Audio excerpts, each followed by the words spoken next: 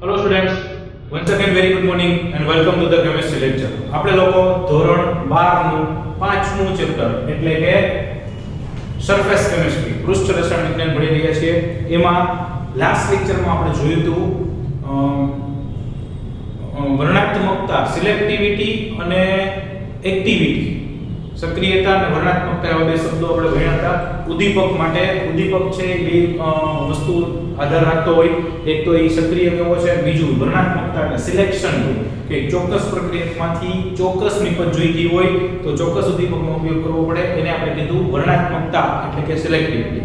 એના પછીનો આજે નવો ટોપિક છે 2 માર્કમાં પૂછાયેલો પ્રશ્ન, ઝીઓલાઇટ વડે આકાર વર્ણનાત્મક ઉદ્દીપન સમજાવો. ઝીઓલાઇટ વડે આકાર વર્ણનાત્મક ઉદ્દીપન સમજાવવાનું કીધું છે. તો અહીંયા આગળ ઝીઓલાઇટ એટલે તો શું છે? તો કે ઝીઓલાઇટ એટલે એક પદાર્થ છે કે જેનો કદાચ આપણે ઉદ્દીપક તરીકે ઉપયોગ કરીએ. ઓકે, ચલો હવે ઝીઓલાઇટનો ઉપયોગ કરીએ એ તો ઠીક છે, પણ આકાર વર્ણનાત્મક ઉદ્દીપન એટલે શું? એનો પ્રશ્ન અહીં થાય છે કે આકાર વર્ણનાત્મક ઉદ્દીપન એટલે શું? તો કે એની ડેફિનેશન આપણે લખી છે કે ઉદ્દીપકીય પ્રક્રિયાઓ જે ઉદ્દીપકની છિદ્ર રચના અને પ્રક્રિયક અને નિપજના કદ પર આધાર રાખે તેને આકાર વર્ણનાત્મક ઉદ્દીપન કહેવાય. ઉદ્દીપન પ્રક્રિયાઓ કે જે ઉદ્દીપકની છિદ્ર રચના, ઉદ્દીપક કેવો લેવાનો છે? છિદ્રાળુ પદાર્થ લેવાનો છે. તો એ છિદ્રાળુ પદાર્થ એટલે એ છિદ્ર રચના ઉપર આધાર રાખે કે કેવા છિદ્ર છે, કેવડા છિદ્ર છે, અને સાથે સાથે પ્રક્રિયકના અને નિપજના એના અણુઓના કદ ઉપર આધાર રાખે એવી વર્ણનાત્મકતાને, એવી ઉદ્દીપન પ્રક્રિયાને આકાર વર્ણનાત્મક ઉદ્દીપન કહેવાય. મતલબ કે આકાર ઉપર આધાર રાખે કેવા આકાર છે, પ્રક્રિયકના આકાર કેવા છે, નિપજના કેવા છે, ઉદ્દીપક જે લીધો છે એના છિદ્રોના આકાર કેવડા છે, સાઈઝ કેવડી છે, આ બધી વસ્તુ પર આધાર રાખે એને આકાર વર્ણનાત્મક ઉદ્દીપન કહેવાય. ક્લિયર? ફાઇન. હવે માની લો કે આપણે ઝીઓલાઇટની વાત કરીએ છીએ. તો ઝીઓલાઇટની વાત કરીએ ને મિત્રો, તો ઝીઓલાઇટ છે એ એલ્યુમિનો સિલિકેટનું બનેલું સંકીર્ણ માળખું છે. શું છે એ? એલ્યુમિનો સિલિકેટ સંયોજનનું બનેલું સંકીર્ણ માળખું છે. સંકીર્ણ માળખું એટલે શું? તો કે એકદમ કોમ્પ્લેક્સ સ્ટ્રક્ચર હોય અને મધપુડા જેવી રચના ધરાવે છે. એવું ક્યાંક તમારે લખેલું છે. કેવી રચના ધરાવે? તો કે મધપુડા જેવી. મધપુડા જેવી એટલે ટૂંકમાં કે મધપુડો હોય એમાં વચ્ચે છિદ્રો હોય જેમાં મધ ભર્યું હોય, રાઈટ? તો ઈ એવી છિદ્રો વાળી રચના ધરાવે છે. ઝીઓલાઇટનું સ્ટ્રક્ચર એવું છે. અને એમાં ખાસ કરીને એલ્યુમિનો સિલિકેટનું બનેલું આખું માળખું હોય અને વચ્ચે છિદ્રો હોય. ઈ છિદ્રોની સાઈઝ અને બીજું કે કુદરતી પણ મળી આવે છે. અને હવે આ ઉદ્દીપકના ઉપયોગ તરીકે એને સંશ્લેષિત પણ આવો છિદ્રાળુ રીતે કરવામાં આવે છે. હવે સંશ્લેષિત પણ અવેલેબલ છે અને એમના છિદ્રોની સાઈઝ જનરલી, એમના છિદ્રોનું કદ સામાન્ય રીતે 260 થી 740 પાઇકોમીટર જેટલું હોય છે. છિદ્રોનું કદ કેવડું હોય? તો 260 થી 740 પાઇકોમીટર જેટલું કદ ધરાવે છે, રાઈટ? આ ડેટા આપણી ટેક્સ્ટબુકમાં આપ્યો નથી, પણ ક્યાંક એમસીક્યુમાં ક્યાંક કોમ્પિટિટિવ એક્ઝામમાં આવે તો ખબર પડવી જોઈએ. ઓકે, હવે પ્રશ્ન એ થાય સર બાકી બધું હોય કે ચલો આ વ્યાખ્યા સમજ્યા અને ઝીઓલાઇટ શું છે એ સમજ્યા, પણ બેઝિકલી શું આવે? તો કે તમે આ પ્રક્રિયામાં એવું છે કે જે ઉદ્દીપકનો ઉપયોગ કરો ને એ છિદ્રાળુ પદાર્થ છે. ઉદ્દીપકનો ઉપયોગ કરો એ છિદ્રાળુ પદાર્થ છે. દાખલા તરીકે આમની સપાટી જે જોવા મળે એ થોડી છિદ્રાળુ જેવી જોવા મળે. હવે આની ઉપર સપોઝ હું એક પ્રક્રિયા નાખ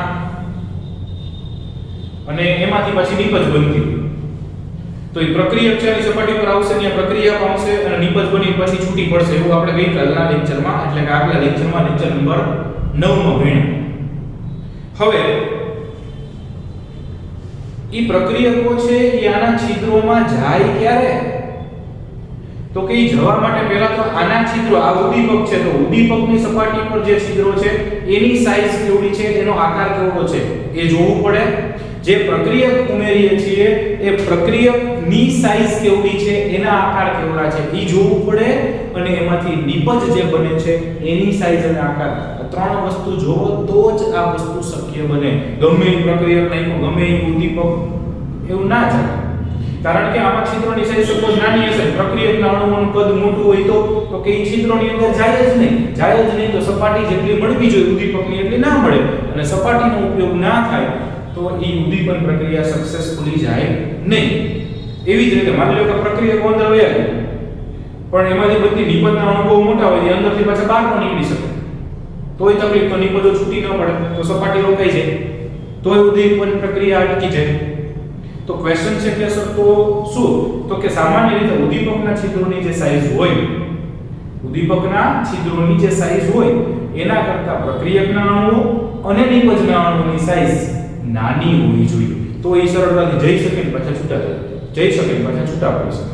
રાઈટ? તો ઉદ્દીપકના છિદ્રોની સાઈઝ કરતા, કદ કરતા પ્રક્રિયકના અણુઓનું અને નિપજના અણુઓનું કદ મોટું હોવું જોઈએ. ઉદ્દીપકના છિદ્રોનું કદ મોટું હોવું જોઈએ તો પ્રક્રિયક અંદર જઈ શકે તો નિપજ બહાર નીકળી શકે અને એવી રીતે એને સાઈઝ ઉપર એના ઉપર આકાર ઉપર આધાર રાખે છે એટલે એને આકાર વર્ણનાત્મક ઉદ્દીપન કહેવાય. અને ઝિયોલાઇટ બેસ્ટ ઉદાહરણ છે. ઓકે, અને ઝિયોલાઇટના છિદ્રોનું કદ સામાન્ય રીતે 260 થી 740 પાઇકોમીટર જેવડું હોય છે.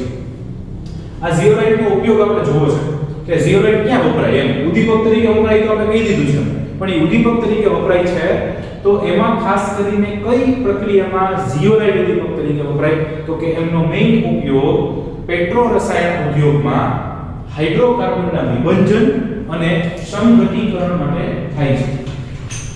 ઝિયોલાઇટનો મેઇન ઉપયોગ ક્યાં થશે તો કે હાઇડ્રોકાર્બનના વિભંજન અને સમઘટીકરણ માટે થાય. આઇસોમેરાઇઝેશન કરવું હોય એટલે પેટ્રોલિયમ પેદાશોની જે બનાવટ થતી હોય એની અંદર થાય છે. પર્ટિક્યુલર ઉપયોગ કીધો છે કે પેટ્રો રસાયણ ઉદ્યોગમાં વપરાતો ઉદ્દીપક છે ZSM5 છે એટલે ઝિયોલાઇટ નહીં પાછા અલગ પ્રકાર આવે એમાંથી ZSM5 પ્રકારનો જે ઝિયોલાઇટ છે એ ખાસ કરીને પેટ્રો રસાયણમાં વપરાય છે અને એ શું કરે તો કે આલ્કોહોલનું નિર્જળીકરણ કરે એમાંથી પાણી દૂર કરે અને એનું હાઇડ્રોકાર્બન સંયોજનોનું મિશ્રણ બનાવે. આલ્કોહોલનું નિર્જળીકરણ કરે અને હાઇડ્રોકાર્બન સંયોજનોનું મિશ્રણ બનાવે અને સીધું જ એનું રૂપાંતર ગેસોલિનમાં કરે. ગેસોલિન એટલે પેટ્રોલ, ટૂંકમાં આલ્કોહોલમાંથી ડાયરેક્ટ પેટ્રોલ બનાવવા માટેની જે પ્રક્રિયાઓ હશે એટલે પહેલા એનું નિર્જળીકરણ કરે, પછી એને હાઇડ્રોકાર્બન સંયોજનનું મિશ્રણ બનાવે અને પછી એનું પેટ્રોલમાં રૂપાંતર કરે. આ પ્રક્રિયામાં ZSM5 નામનો ઉદ્દીપક શ્રેષ્ઠ રીતે ઉપયોગી છે. રાઈટ? તો આ થઈ ગયું ઝિયોલાઇટ વડે આકાર વર્ણનાત્મક ઉદ્દીપન.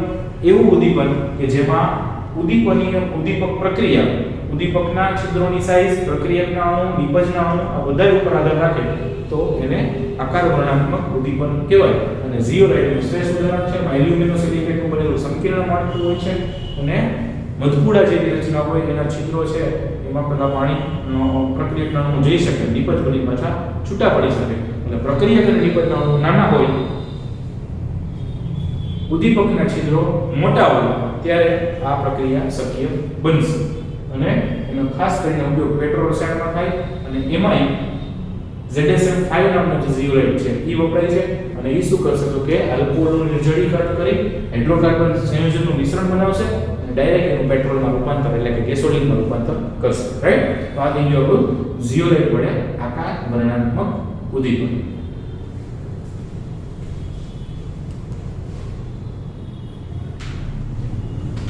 ઓકે મિત્રો, નેક્સ્ટ ટોપિક છે ઉત્સેચક ઉદ્દીપન. એટલે આમ ઉદ્દીપન વાળો જ ટોપિક ચાલે છે પણ હવે ઉદ્દીપનમાં એક નવી વસ્તુ લાવ્યા છે એ છે ઉત્સેચક. ઉત્સેચક એટલે એને ઇંગ્લિશમાં કહેવાય એન્ઝાઇમ.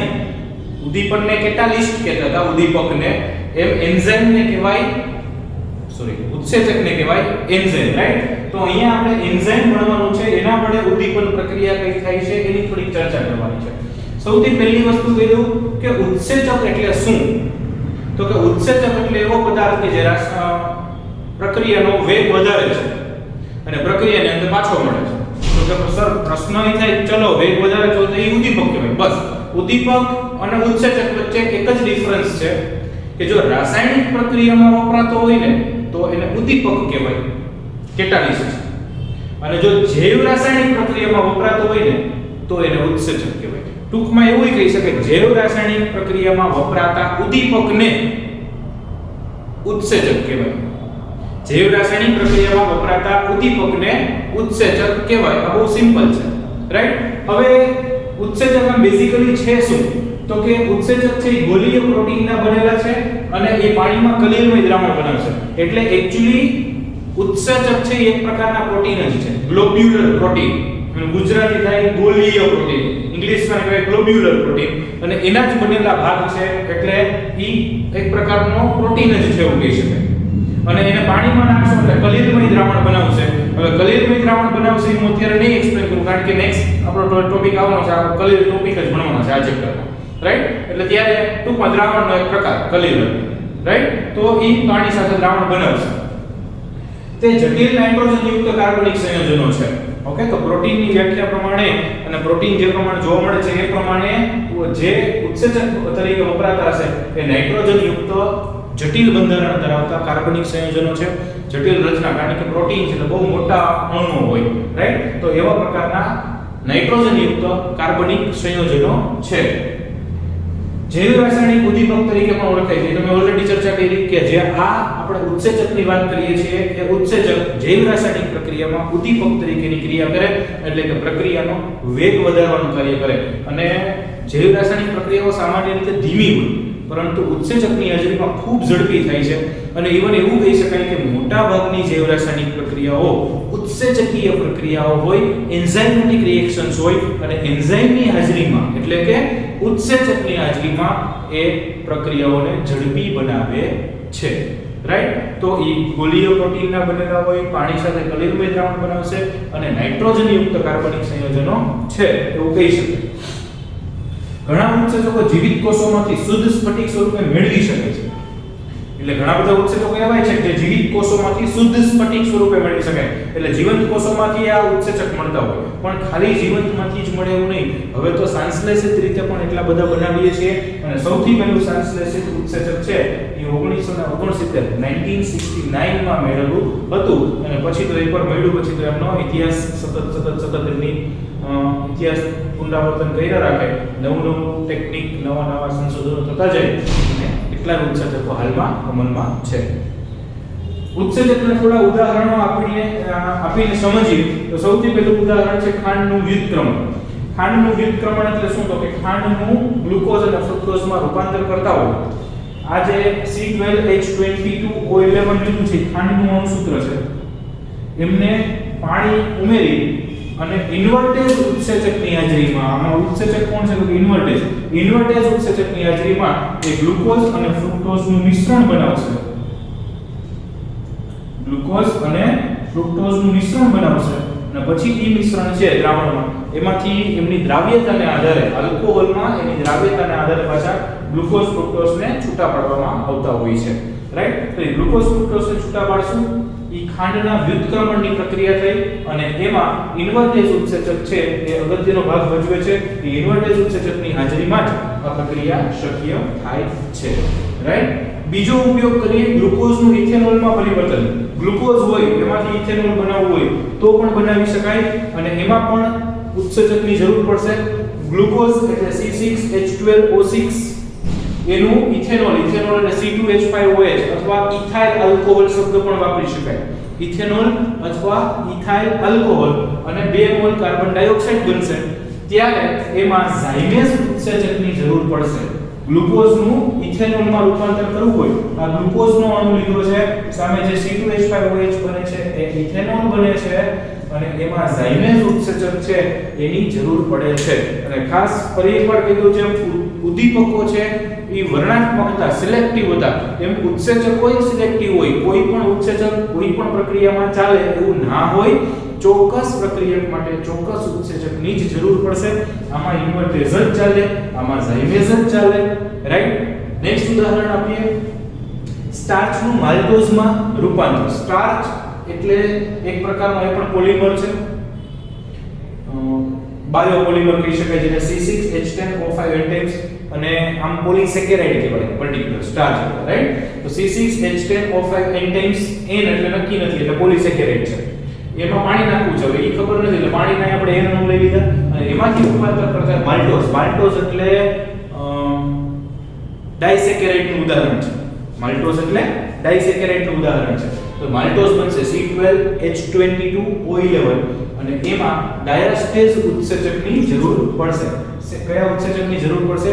ડાયાસ્ટેઝ ઉત્સેચકની જરૂર પડશે. તો આવી રીતે અહીંયા આ સ્ટાર્ચનું અણુસૂત્ર છે મિત્રો. તો સ્ટાર્ચ છે એમનું માલ્ટોઝમાં રૂપાંતર કરવું હોય જળ વિભાજન થઈને તો ડાયાસ્ટેઝ ઉત્સેચકની જરૂર પડશે. ઓકે, પછી છે માલ્ટોઝનું ગ્લુકોઝમાં રૂપાંતર. હવે આ જે માલ્ટોઝ બનાવ્યું એમાંથી પાછું ગ્લુકોઝ બનાવવું હોય તો કે બને. માલ્ટોઝ એટલે ડાઇસેકેરાઇડ, મેં કીધું ડાઇસેકેરાઇડ C12H22O11 માલ્ટોઝ.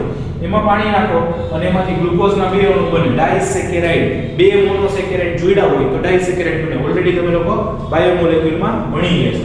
અને એમાં માલ્ટેઝ ઉત્સેચકની જરૂર પડશે. જો ઉત્સેચકના નામ સામાન્ય રીતે હોય ને એ બે પ્રકારે હોય. એક એ કયા પ્રક્રિયા ઉપર કાર્ય કરે છે એના ઉપરથી હોય. બીજું કઈ પ્રક્રિયા કરે છે એના. દાખલા તરીકે માલ્ટોઝ ઉપર કાર્ય કરે તો માલ્ટેઝ. ઓકે, સુક્રોઝ છે એમાં ઇન્વર્ટેઝ કીધું એને સુક્રેઝ કહેવાય. એને સુક્રેઝ પણ કહેવાય. એવી રીતે ઓક્સિડેશન પ્રક્રિયામાં કામ કરતો હોય તેને ઓક્સિડેઝ કહેવાય. જળ વિભાજન પ્રક્રિયામાં કરતો હોય તો એને જળ વિભાજનેઝ નો કહેવાય, એને હાઇડ્રોલેઝ કહેવાય. ઓકે, તો આવી રીતે અલગ અલગ નામ એને આપતા હોય છે. અહીંયા માલ્ટોઝ ઉપર કામ કર્યું એટલે આપણે એ ઉત્સેચકને માલ્ટેઝ એવું નામ આપીએ છીએ. તો જો આખું અચાનક પરિવર્તન આવી ગયું. શું પરિવર્તન આવી ગયું? તો કે સર આ કેમિસ્ટ્રીનો લેક્ચર ચાલે છે, બાયોલોજીનો ચાલે છે. તો કે કાર્બન હાઇડ્રોજન જોતા કેમિસ્ટ્રી લાગે પણ આ બધું જ બાયોલોજી છે. કારણ કે મેં પહેલા જ કીધું કે બાયો કેમિકલ એટલે કે જૈવ રાસાયણિક પ્રક્રિયામાં જે ઉદ્દીપક તરીકે વપરાય એને ઉત્સેચક કહેવાય. તો ઉત્સેચક ભણવું એટલે બધી જૈવ રાસાયણિક પ્રક્રિયાઓની જ ચર્ચા કરવાની હોય, રાઈટ? એટલે આવું છે. અને આમાંથી અમુક તો તમારે મેં કીધું બાયોમોલેક્યુલ જૈવિક અણુઓ ચેપ્ટરમાં આવી પણ ગયું છે. ફાઇન.